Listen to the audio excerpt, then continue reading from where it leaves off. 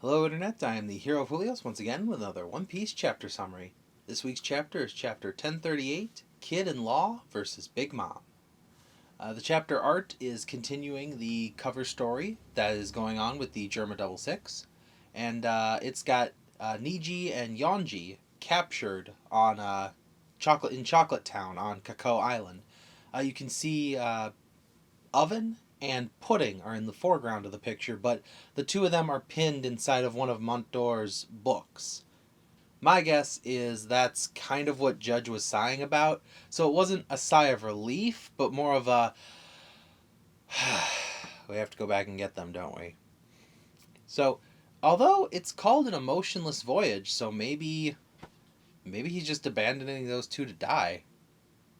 This story took a turn I didn't think was going to happen. I thought the whole Germa family got out of there, but if two of them got caught, I mean, we're either going to see the two of them escape or we're going to see Judge go back for them. I still think this is a chance at a redemption arc. Maybe you can't forgive them for being horrible kids, but they were raised to believe that their being horrible was okay. I don't know. They're more of a product of their upbringing, but and here I am trying to defend villains. I don't know. I don't know where this is going to go, but I am interested now. Now that it's not as easy as it looked. I am interested. But enough about that. Let's get into the actual chapter itself, which starts off with Raizo and Fukurokuju continuing their battle of will as they're both still stuck in their paralysis jutsu. You can see some fire is starting to get onto Fukurokuju's robes, and he's saying, Raizo, you gotta release your jutsu or else we're both gonna die. You look over and Raizo is just completely on fire. He's just engulfed in flames, panting heavily. He is going to get he's pretty cooked already, and he does not seem to care. I love that Fukurokuju is like, Raizo, you gotta release your jutsu or we're both gonna die. And it clearly looks like Raizo does not care about that, so maybe Rokuju should release his jutsu first? Because one of you is afraid of dying, the other one is not. And so now, dude, you gotta take a bet. Is Raizo gonna die before you do? Because that seems to be your only option aside from letting go of your jutsu. As this fire is spreading, though, we also see that some samurai have been trapped, and Jinbei lifts a bit of, or no, catches the ceiling as it falls down towards them, and he's sort of just helping the stragglers get out. He's looking for the rest of the crew, but it seems Jinbei is pretty much done with his fight and just moving back to regroup. I still gonna cross my fingers for the whole crew together to fight Kaido. Don't think it's gonna happen, but I'm not gonna let go. In other news, though, Chopper is back to normal after how many chapters? Hang on, I wrote it down. Yes. Let's see. He transformed into his little old man form in chapter 1017. So if it's 1038, then it has been exactly 17 chapters. Yeah. Because 17 plus 17 is not 38. That's incorrect. It's been 21 chapters. I'm good at math. But the forefront of Chopper's mind is, where is Zoro? Because when Chopper, had Miyagi administer the medicine to Zoro, the pain is supposed to come back twice fold once the medicine wears off. And unfortunately, we do see what Zoro's up to. He is on the ground, unable to move, and he is looking up at a cloaked figure with a skull face and a scythe standing above him. My guess is this is a fake out. Oda has not revealed the Grim Reaper yet in over 1,000 chapters. Anything's possible, it's One Piece. My guess is, with the amount of pain Zoro is in right now, he is probably hallucinating, and he is probably seeing Brook coming towards him. He may just be seeing the scythe because his body knows he's dying, so it's kind of telling his mind, hey, the Grim Reaper's here to take us away. My guess is it's probably Brook. It's just another fake out. So, Not really much else to say there. I think it's just a fake out. Brook's going to show up next chapter or the chapter thereafter. Oh yeah, and there's like a couple panels of Frankie looking for Zoro too. So again, back to the whole crew is regrouping. One of the bigger side things that happens in this chapter though is CP0 runs into Izo, who has just finished off a bunch of Kaido's men after defending Usopp and Kinemon and Kiku. Izo's pretty badly wounded, and CP0, I don't know how they don't pick up on that, but they sort of just walk up to each other and Izo points a gun at them and they're like, "Whoa, hang on, you're Izo of the Whitebeard Pirates, and let's just pretend we didn't see each other, because we're just here for Straw Hat Luffy." And they continue on their merry way, and that's when Izo goes, "Hang on," and points a gun at them again. "I can't let you take another step." So, obviously, to carry on Ace's will, Luffy has to survive, which means Izo, just like Marco, they're willing to put their lives on the line for the brother of their friend. The interesting takeaway from this for me is that CP0 wouldn't want to take the head of one of Whitebeard's men.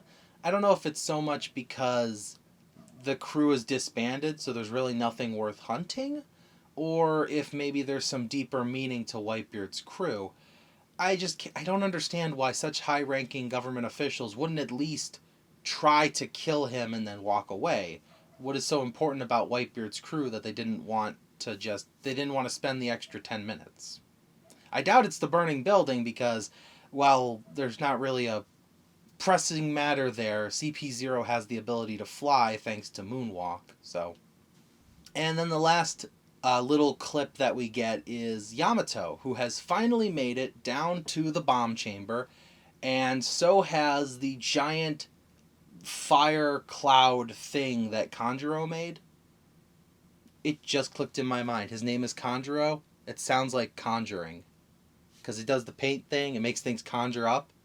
I don't know if that was intentional from Oda, but that sounds kind of cool. His name is Kanjuro, and he conjures things. I have a new idea for an enemy in D&D.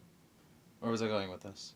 Oh, right. So as the big flame thing is about to touch the bombs and make the whole place go kaboom, Yamato freezes all of the bombs. And while that doesn't, completely stop him, because we start seeing the sizzle as the fire touches the ice, it is enough to buy some time, even though Yamato takes a big hit from the flame monster. I'm not exactly sure how you're supposed to hit. Well, hockey's involved, so you probably can hit something like that. But I don't know. It's kind of an incorporeal creature. It is fire incarnate. So this might not be a hockey thing so much as a water thing. Although Yamato can breathe ice, so that's... Oh, speaking of which, I would like to correct all the previous chapters where I've talked about Yamato breathing fire. When the manga is black and white, it's really easy to forget when you see a big flame-looking thing that it is not fire. It is ice. Yamato breathes ice. But finally, the last thing to happen in this chapter is Big Mom, who has stomped the floor with Kid-in-Law. The two of them are on the ground, passed out, and Big Mom's laughing to herself.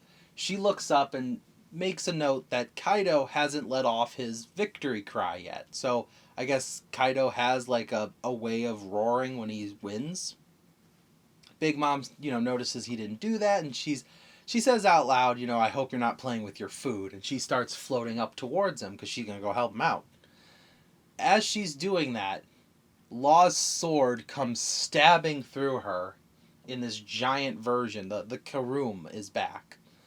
And he hits her with the big shock, and Kid gets up and turns all the metal around into a giant bowl that slams into Big Mom, and we are actually seeing her bleed, which is really important when fighting someone who doesn't bleed often. As a result, though, she is, taking hits from them again, and the two of them tell her they would rather die than let her get to that roof.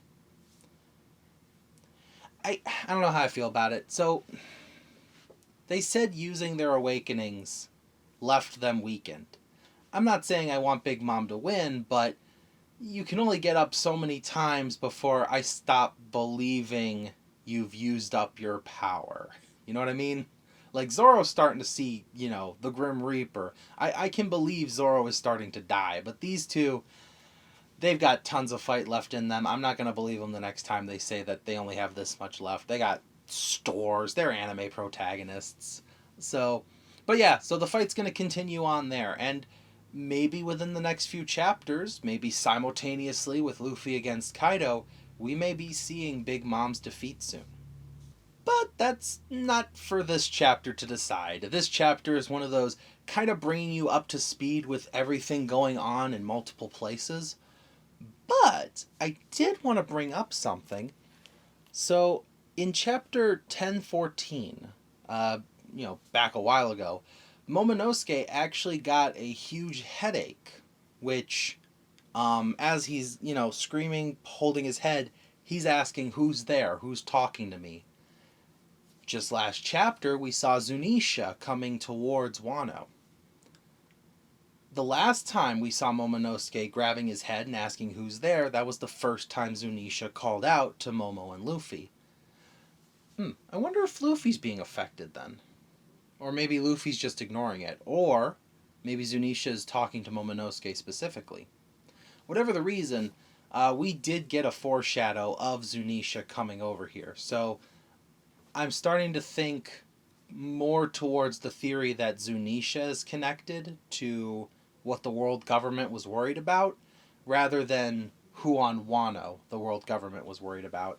I'm still going to throw out that Zunisha's involved with, Zunisha, is a person who ate a devil fruit, but I think Zunisha is more connected to the devil fruit than we think.